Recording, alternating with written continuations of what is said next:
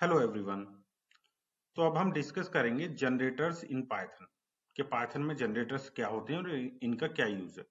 ठीक है, पाइथन के अंदर जो जनरेटर्स हैं वो स्पेशल टाइप के आइटरेटेबल होते हैं। आइटरेटेबल मतलब जिन्हें लूप में आइटरेट किया जा सके। ठीक है, हम आइटरेट कर सके लूप में।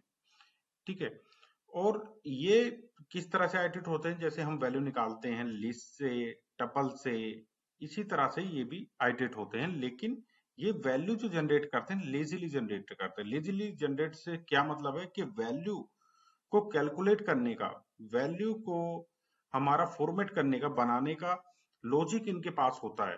ठीक है, लेकिन ये वैल्यू को स्टोर करके नहीं रखते हैं, जिससे मेमोरी की बहुत ज्यादा सेव होती है, मेमोरी बहुत ज्यादा सेव होती है, परफॉर्मेंस काफी इंप्रूव हो जाता है।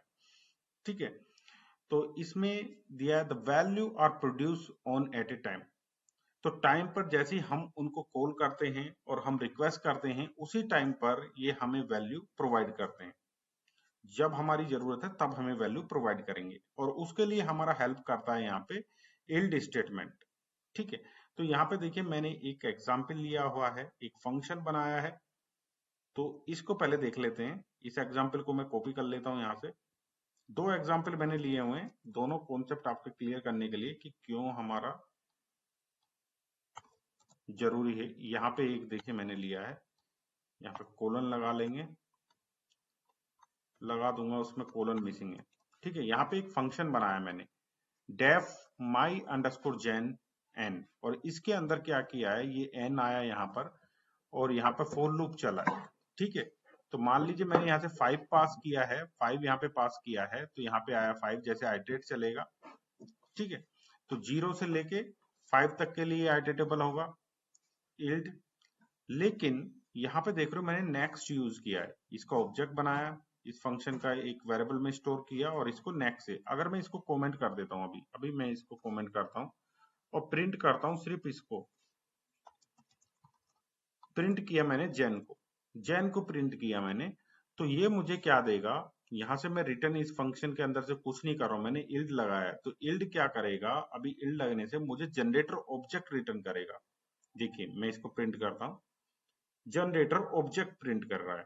ठीक है, अगर मुझे इसकी वैल्यू चाहिए, फर्स्ट वैल्यू, तो मुझे इसको इस तरह से मैंने अनकमेंट कर लिया, और इसको नेक्स्ट फंक्शन के अंदर पास करना पड़ेगा, तब ये मुझे पहली वैल्यू देगा। यहाँ पे देखिए, ये देखिए 0 आ गई। पहला तो मैंने प्रिंट किया था ऑब्जेक्ट, दूसरा मुझे 0 आ गई। अगर मैं एक बार और इसे कॉल कर देता हूं तो मुझे दूसरी वैल्यू देगा। इसी तरह मुझे इसको जितनी भी वैल्यू चाहिए सीक्वेंस में, ये मुझे एक वैल्यू देता है, मैंने यहाँ पे प्रिंट कर दिया। ठीक है, ये देखिए 0 से लेके 4 तक इसने वैल्यू दी, लेकिन उसके बाद देखिए 0 1 2 3 4, 4 तक वैल्यू दी, उसके बाद वैल्यू नहीं दी तो मुझे एरर दे दी इसने। ठीक है, आइटरेट, क्योंकि आइट्रेशन स्टॉप हो गया है, तो मुझे इसको हटा देता हूँ, क्योंकि जनरेटर ऑब्जेक्ट ही मिल रहा है। तो अब मैंने यहाँ पे एग्जीक्यूट किया। ठीक है, अगर हम आइट्रेट नहीं करते हैं, अगर हम इसको आइट्रेट नहीं करते हैं, तो हमें इस तरह से देगा। अगर मैं जाऊं इसमें से फॉर आई इन जनरेटर, और यहाँ पे कर लेता हूँ प्रिंट आई, प्रिंट आई, ये है। ठीक है, अब मैं इसको एग्जीक्यूट करता हूं तो ये मुझे वैल्यू दे रहा है सीधे सीधे। मुझे नेक्स्ट लगाने की जरूरत नहीं है, नेक्स्ट मेरा यूज होगा जब मुझे 1 बाय 1 वैल्यू चाहिए। मैं आइट्रेट नहीं कर रहा हूं। मैंने क्या कहा था, जनरेटर एक आइट्रेटेबल है, तो इसलिए आइट्रेट करने पे मुझे वैल्यू मिल जाएगी। ठीक है, अगर मैं आइट्रेट नहीं करूंगा तो नेक्स्ट मुझे सीक्वेंस में 0 1 2 3 इस तरह से वैल्यू देगा। तो दूसरा जो एग्जाम्पल मैंने लिया है वो बिल्कुल इसीलिए लिया है, इस पहले वाले में 1 बाय 1, दूसरे वाले में देखिए लूप लिया है यहाँ पे आइट्रेट करने के लिए। यहाँ पे नेक्स्ट यूज नहीं कर रहा हूँ, तो इसको आप बनाइए और प्रैक्टिस करके देखिए। ठीक है, तो अब समझ में आया इसमें। तो नेक्स्ट मेरा दिखाने का मतलब ये था कि जब हम रिक्वेस्ट कर रहे हैं, यहाँ पे आपको समझ में नहीं आता कि हम रिक्वेस्ट कर रहे हैं, बल्कि आइटेटेबल में भी हम रिक्वेस्ट कर रहे हैं। ठीक है, हमने रिक्वेस्ट की भाई हमें पहली वैल्यू दे दे, नेक्स्ट से हमने रिक्वेस्ट की हमें पहली वैल्यू दे दी, तो उसने पहली वैल्यू दे दी। वो स्टोर करके डेटाबेस मेमोरी में कहीं नहीं रखा उसने मेमोरी में, तो मेमोरी वेस्टेज नहीं है इसमें।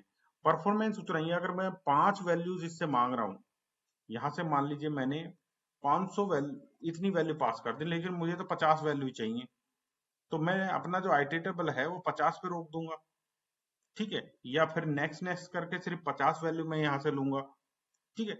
तो इससे मेरा परफॉर्मेंस इंप्रूव हो रहा है और ऑन डिमांड वैल्यू मिलती है। जितनी मैंने वैल्यू रिक्वेस्ट की है, मैंने पहली वैल्यू रिक्वेस्ट की है तो पहली वैल्यू मिलेगी, दूसरी की है तो दूसरी मिलेगी।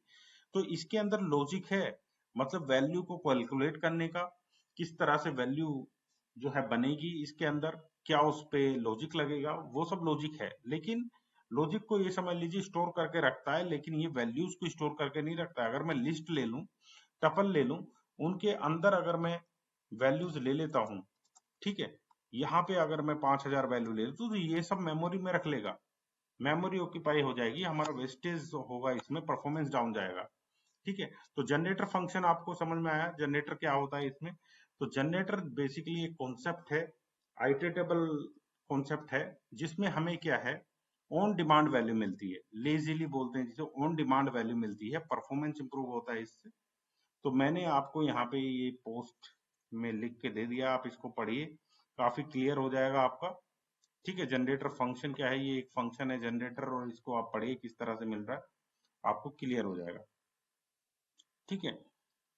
तो आई होप आपको वीडियो अच्छा लगा होगा। अगर वीडियो अच्छा लगा है, वीडियो आपको समझ में आया, तो वीडियो को लाइक करें और चैनल को सब्सक्राइब करना ना भूलें। Thank you.